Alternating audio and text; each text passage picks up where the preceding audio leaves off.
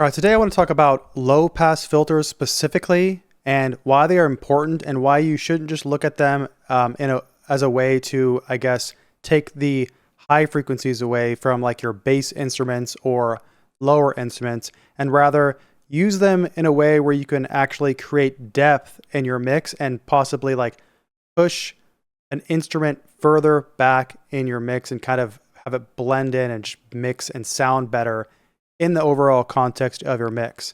And so I'm going to go ahead and play this part of this track, and I have the vocal off for now, but let's go ahead and just take a listen to what we're working with. It's this piano sound, and let's just go ahead and take a listen.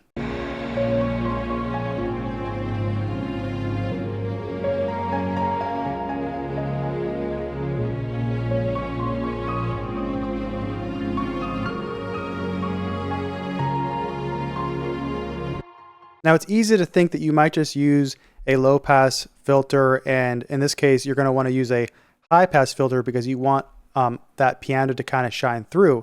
But now let's go ahead and take a listen. I'm going to play it, and I'm going to go ahead and bring down this. And this is, by the way, a low pass, meaning that you let the lows pass through, high pass, meaning you let the highs pass through. So this is a high pass right now. This would be more of a low pass filter looking like that. And so as we play it, I'm gonna have a little bit of mix of both, but I'm gonna go ahead and filter out the high frequencies. I wanna show you what it does to the piano and how it kind of pushes it further away and kind of further back in the mix. Let's go ahead and take a listen.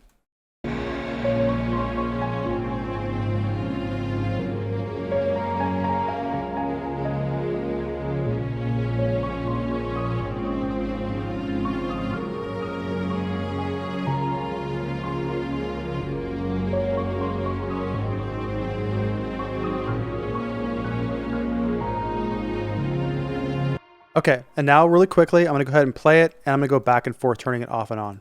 So here's with it off.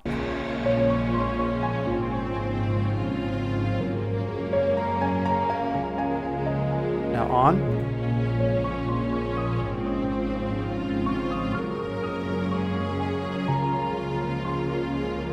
And so this is how you can kind of look at when you are mixing your high instruments and thinking in ways of looking at your mix, like the depth of your mix and how you can have something where not everything has to be crystal clear and an important part of your mix. And now when I add the vocal in here, you can even hear how if I have the piano and let's say I don't have it filtered at all, it's going to go ahead and it's going to be clashing a bit with the vocal. Take a listen.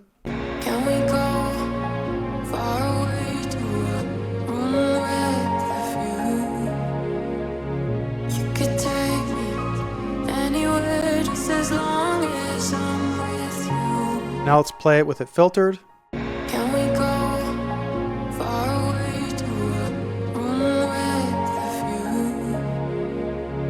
view? You could take me anywhere just as long as I'm with you. Live a life where dreams come true in a world that lets you breathe.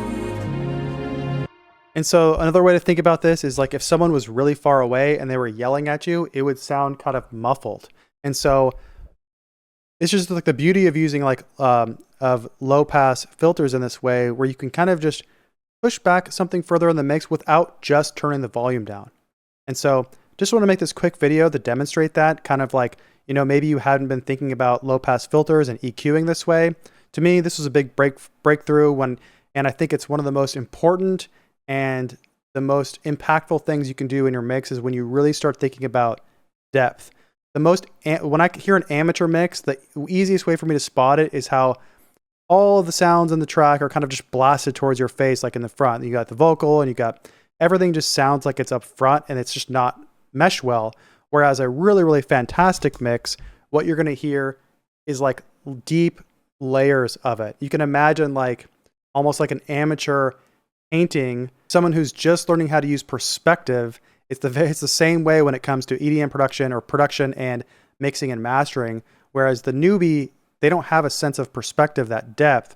Whereas the really advanced person, when you listen to like productions that are mixed really well and produced really well, you're going to hear stuff that sounds really far away, and you're going to hear like the more important, like the vocal is going to sound up front. And that's really, really when you start to get to that more of that professional level sound.